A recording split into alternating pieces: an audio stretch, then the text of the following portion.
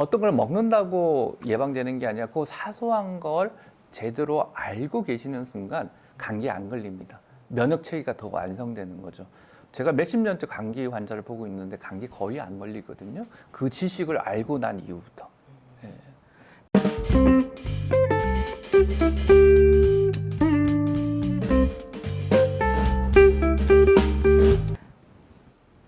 안녕하세요. 건강한 요리의 앨리스 대표 앨리스입니다. 오늘은 건강 공부, 건강 습관에 대해서 오상우 교수님과 함께 이야기를 나눠보려고 합니다. 안녕하세요, 교수님. 예, 안녕하세요. 예. 네.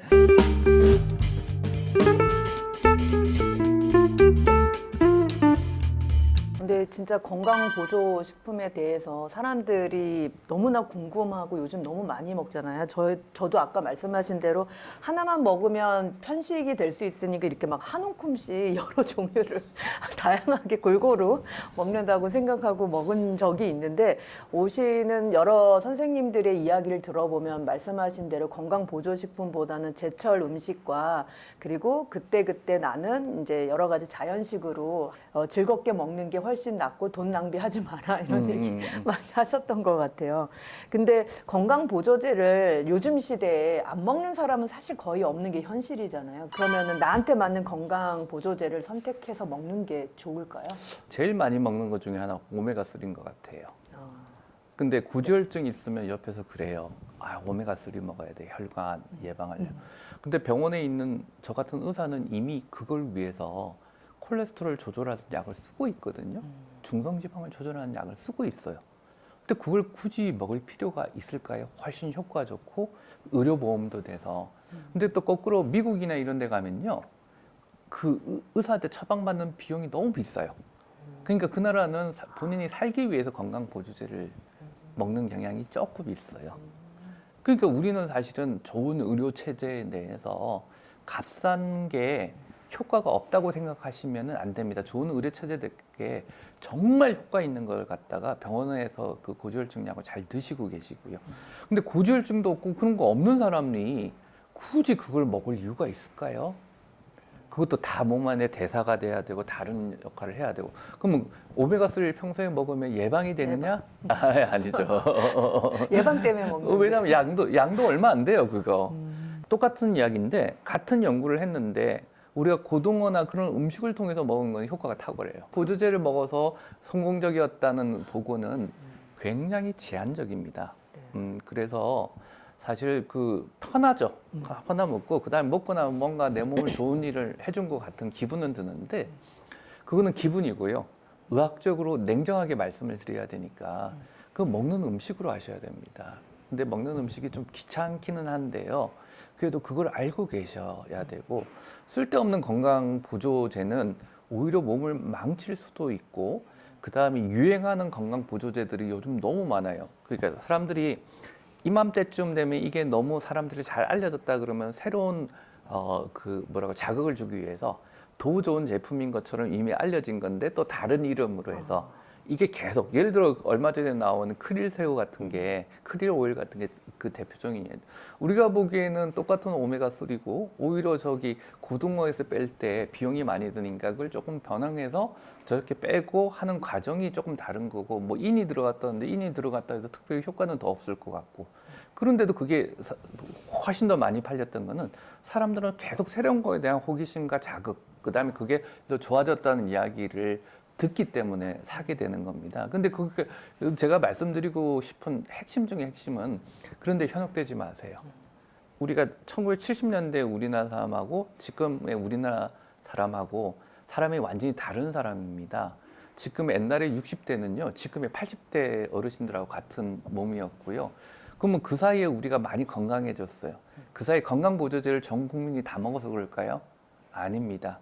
우리가 먹는 음식이 균형을 점점 잡아가고, 근데 요즘 그게 좀 심해서 너무 과도하게 좀 비만을 유발하고 있기는 하지만은 많이 좋아졌어요. 그래서 너무 새로운 거 찾으려 하지 마시고 있는 음식 속에 해결하시는 게 굉장히 현명하고 나중에 5년, 10년 쌓여서 효과는 탁월합니다.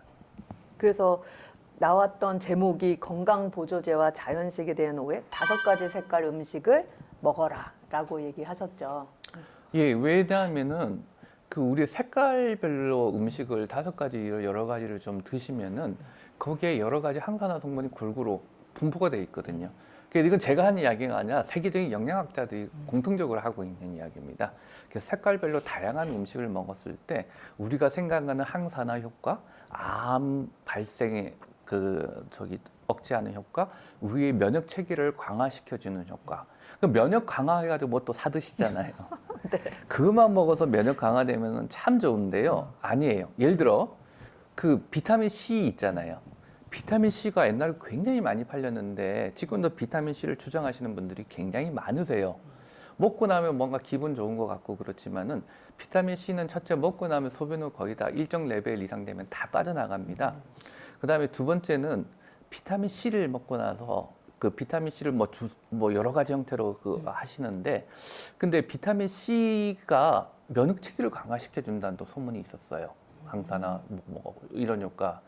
근데 요즘 와서요 감기 환자를 주변에 찾아보기가 힘들어요. 감기 환자가 우리나라 사람들이 비타민 C를 많이 먹어서 그럴까요? 비타민 C 그렇게 소문나서 많이 먹는다 해서 감기 환자 안 줄었습니다.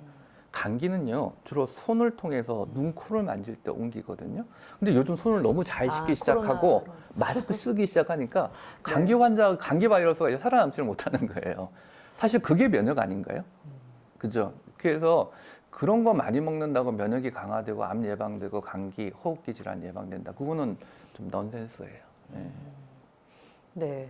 아, 진짜 코로나로 감기가 진짜 많이 줄었고 저희도 보니까 호흡기 병원 이제 보시는 분들도 호흡기 환자가 많이 줄었다고 하더라고. 그만큼 손 씻기랑 마스크 착용이 되게 도움이 됐다고 하고 있는데. 예, 네. 그래서 이 먹는 이야기인데 감기는 뭐로 옮길까요? 기침하면 옮을까요? 그 독감은 그럴 수가 있어요. 비말로 옮길 수가 있고 코로나 바이러스 그런데요.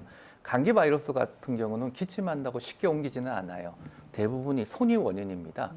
그러니까 연인끼리 키스를 한다고 해도 잘 안 옮아요. 근데 손에 악수하거나 누가 기침을 해놓은 거 바이러스를 만져서 눈, 코를 만졌을 때 이게 점막이 막바로 노출되어 있으니까 그대로 바이러스가 들어가거든요. 그게 다시 말해서 어떤 걸 먹는다고 예방되는 게 아니라 그 사소한 걸 제대로 알고 계시는 순간 감기에 안 걸립니다. 면역 체계가 더 완성되는 거죠. 제가 몇십 년째 감기 환자를 보고 있는데 감기 거의 안 걸리거든요. 그 지식을 알고 난 이후부터. 예. 비타민 C보다는 손을 자주 씻는 것을 권장하시고 계시고 비타민 이제, C 신봉자들 또 한 말씀 하실 것 같아요. 네, 저 신봉자 감기 기운만 있으면 비타민 C를 다량 섭취하는 한 명이었는데 그거보다는 손 잘 씻고 생활 관리하는 걸로 여러분도 같이 하시면 되겠습니다.